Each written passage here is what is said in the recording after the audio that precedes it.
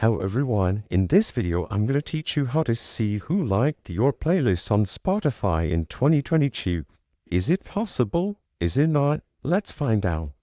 So, usually when you create a playlist on Spotify, people have the option to go into it and like it if the playlist is set to public.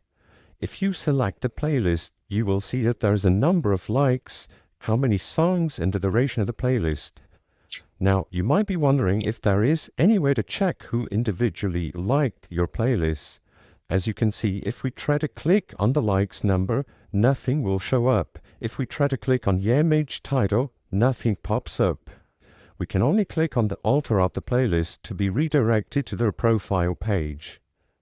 Essentially, what this means is that there is no way to check who individually liked your playlist on Spotify. The only way you can tell is you might want to assume people like your playlist based on who is following you on Spotify, because you can actually see who follows you, although you cannot see who liked the playlist. The purpose of this video is not to spread misinformation, but to let people be aware that there is no way to check who individually liked your playlist on Spotify. You can only assume based on your followers. If this video helped you clear up any questions, please be sure to leave a like and subscribe for more quick and easy tips. Thank you for watching.